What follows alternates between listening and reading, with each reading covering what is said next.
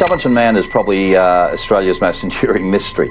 And found dead on an Adelaide beach sparked wild theories. Breakthrough.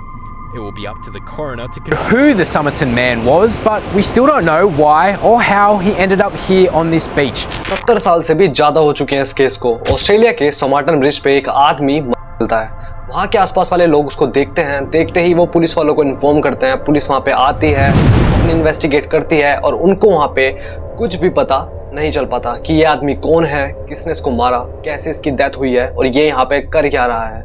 1948 1 December Australia में सोमरटन bridge के पास एक आदमी well dress में पड़ा मिलता है। वहाँ के आसपास वाले लोग उसको देखते हैं, तभी वो पुलिस को इन्फॉर्म करते हैं। पुलिस वहाँ पे आती है, इन्वेस्टिगेट करती है, तो उनको उसकी बॉडी पे कोई स्ट्रेस देखने के लिए नहीं मिलता है, कोई भी डैमेज देखने के लिए नहीं मिलता है कि इस वजह से इसकी किसी ने उसको हिट करा हो या कैसे उसकी या कोई एक्सीडेंट पे। लेकिन ये इस जगह पे कर क्या रहा है, ये सबसे बड़ी मिस्ट्री थी। ये बंदा है कौन, कहाँ से आया, किसने इसको मारा, कुछ भी पुलिस वालों को वहाँ पे एविडेंस देखने के लिए नहीं मिलता है। वो जो आदमी था वो काफ़ी ज़्यादा फिट और टॉल था और जब उसके कपड़े चेक किए गए तो वहाँ पे से कुछ उनको चीज़ें देखने के लिए मिलती है, जैसे कि chewing gum, cigarettes, comb, match sticks और एक बस टिकट। पुलिस वाले उस बॉडी को पोस्ट पे भेज देते हैं। वहाँ पे कुछ रिपोर्ट्स आने के बाद पता चलता है कि इसकी भी पॉइजन देने की वजह से हुई है या तो हार्ट अटैक की वजह से हुई है। वहाँ पे कोई भी एक पर्टिकुलर एविडेंस या उनके पास एक ऐसा रीज़न नहीं था कि इसकी जो है वो इस कारण से हुई है। यहाँ पे ये भी क्लियर नहीं था कि ये डेथ हुई कैसे है, किसने करा वो तो दूर की बात है, ये बंदा है कौन ये भी नहीं पता चल पाता। उसके कपड़े दोबारा चेक किए गए और यहाँ पे ये चीज़ पता चलती है कि जितने भी उसके कपड़े के ऊपर लेबल्स होते हैं वो लिटरली काटे गए हैं। जैसे कि सारी चीज़ें प्लान हो कि ऐसी चीज़ें होंगी तो कोई भी एविडेंस ना पता चल पाए कि ये बंदा है कौन, कहाँ से आया। उसके कपड़ों के ऊपर से लेबल्स कटे मिलना, कुछ भी इंफॉर्मेशन ना पता चलते हुए पुलिस वाले और ज़्यादा इंफॉर्मेशन करना स्टार्ट कर देते हैं। यहाँ तक कि उस आदमी के सूट के पॉकेट्स को भी सिला गया होता है। यहाँ पे जब पुलिस वाले आते हैं और दोबारा से उसके फिंगरप्रिंट्स लेते हैं चेक करने के लिए, आइडेंटिफाई करने के लिए है कौन, यहाँ पे भी उनको कुछ पता नहीं चल पाता है। पासी के स्टेशन जिसका नाम था एडिलेड, वहाँ से उनको एक ब्राउन कलर का बैग भी देखने के लिए मिलता है जो कि एक लेदर बैग था। ये माना जाता है कि ये बैग उसी आदमी का था, उसी सोमरटन मैन का था। उस ब्राउन लेदर बैग को खोला गया और उसके अंदर से उनको देखने के लिए मिलता है एक थ्रेड, जिससे उसी मैन का, उसी बंदे का सूट को सिला गया होता है, उसकी पॉकेट्स को सिला गया होता है। तभी वो ये चीज़ें समझ आते हैं कि जो बैग है वही उसी इंसान का है। उस बैग के ऊपर से भी कोई भी लेबल देखने के लिए नहीं मिलता है, जैसे कि उसके कपड़ों में से भी काटा गया था, ऐसे ही इस बैग के ऊपर से भी कोई भी लेबल देखने के लिए नहीं मिलता है, जिससे छोटा सा भी एक हिंट पता चल पाए कि ये बैग इसने शायद से यहाँ से खरीदा है। थोड़ा बहुत हिंट मिल पाए कि ये बंदा है कौन, कब आया, किस टाइम आया, ये बैग कहाँ से परचेज हुआ है, कुछ भी यहाँ पे पुलिस वालों को इन्फॉर्मेशन नहीं मिलती है। अभी दोबारा से री इन्वेस्टिगेट किया जाता है और पुलिस वाले उसके कपड़ों को दोबारा चेक करते हैं। तभी उनको यहाँ पे देखने के लिए मिलती है एक सीक्रेट पॉकेट। उस पॉकेट को खोला गया और तभी उसके अंदर से एक उनको छोटा सा एक बुक का पेपर मिला, जिस पेपर के ऊपर लिखा था तमाम सूद। इसका मतलब है it is finished, it is over. ये एक फारसी वर्ड है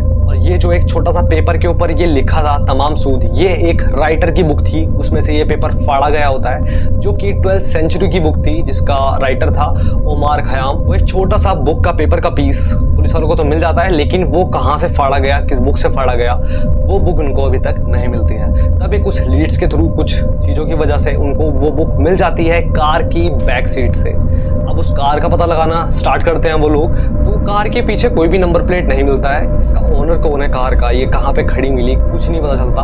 बट उनको ये पता था कि इस कार के अंदर से बैक सीट में एक बुक पड़ी है, जिस बुक में से स्पेसिफिक वही पेज तमाम सूद फाड़ा गया होता है। तो उनको ये चीज़ समझ आती है कि यही इसी बुक में से वो जो पेपर का पीस है उसकी सीक्रेट पॉकेट्स के अंदर से मिलता है। और उस बुक को जब बहुत ज़्यादा खोला गया, देखा गया उसके अंदर से, तो यहाँ पे उनको कुछ ऐसी अजीब सी लैंग्वेज देखने के लिए मिलती है। कुछ ऐसा लिखा होता है जैसे मानो कोई सीक्रेट कोड में किसी से बात करना चाह रहा हो, या तो कुछ ऐसी चीज़ जो कि बहुत ज़्यादा इंपॉर्टेंट भी हो सकती है। या आज तक नहीं पता चल पाया उस बुक के अंदर वो क्या ऐसा कोड वर्ड में लिखा गया था। काफ़ी सारे रिसर्चर्स ने उस पर डिकोड करने का ट्राई करा कि ये एग्जैक्टली क्या लिखा होगा, या फिर क्या ऐसा मैसेज है इसके पीछे छुपा हुआ, या फिर ये कौन सी लैंग्वेज है, कुछ भी नहीं पता चल पाता है। लेकिन उसी बुक के ऊपर से एक उनको नंबर देखने के लिए मिलता है।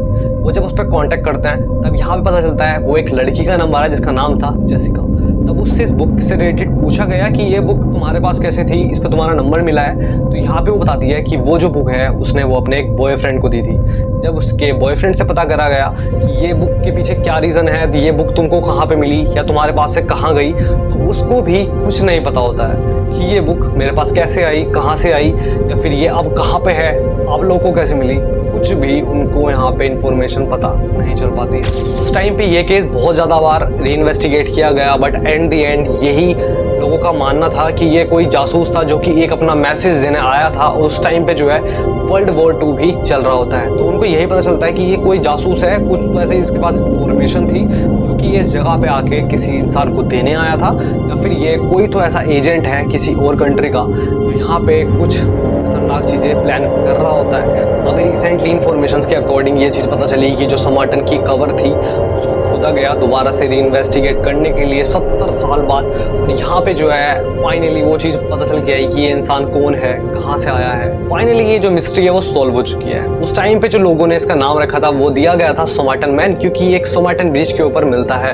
आज के नाम पे जब रिसर्चर्स ने रिसर्च किया तो उनको पता चलता है कि इस बंदे का नाम है कार्ल चार्ल्स वेब, जो कि 1905 में पैदा हुआ था मेलबोर्न में। ये एक इलेक्ट्रिकल इंजीनियर था। उसकी कबर में से जो भी रिमेन्स मिलते हैं उससे रिसर्चर्स जो है रिसर्च करते हैं और उसके डीएनए को मैच करते हैं एक फैमिली ट्री से, जो कि मैच हो जाती है। यहाँ पे पता चलता है कि जो उसके फादर का नाम है वो था थॉमस केन। उस टाइम पे जो उसने ड्रेस पहनी होती है उसमें एक टाई भी थी, उस टाई के पीछे एक छोटा सा वर्ड लिखा होता है टी केन। इससे ये चीज़ पता चल जाती है कि वो टी केन में भी उसके फादर की वो टाई हो सकती है जिनका नाम थॉमस केन था। तो इस चीज़ से पता चल जाता है कि वो आदमी था कौन, कहाँ से आया था, सारी चीज़ें। तो फाइनली 70 साल बाद ये काफ़ी ज़्यादा ऐसा न्यूज़ में आया था एकदम से कि 70 साल बाद एक ऐसा मिस्ट्री सॉल्व हो चुकी है जिसको ऐसा टेररिस्ट माना जा रहा था उस टाइम पे। वो सिर्फ एक इलेक्ट्रिकल इंजीनियर था और उसकी डेथ में भी वही हार्ट अटैक की वजह से हुई थी उस जगह पे। बट उस बुक के पीछे क्या लिखा था वो तो आज भी मिस्ट्री है। वो कहाँ से क्या चीज़ उसके पीछे लिखी गई थी वो आज तक नहीं पता चल पाया, बट ये मिस्ट्री पता चल चुकी है कि वो इंसान कौन था, कहाँ से आया 70 साल बाद। Websites to build a big family tree. You keep trying to find out how they related to each other, and you move them around like a Sudoku puzzle. And then finally you find the consistent way they all fit together, and the missing piece is the person you're trying to identify. And that person is Carl Charles Webb.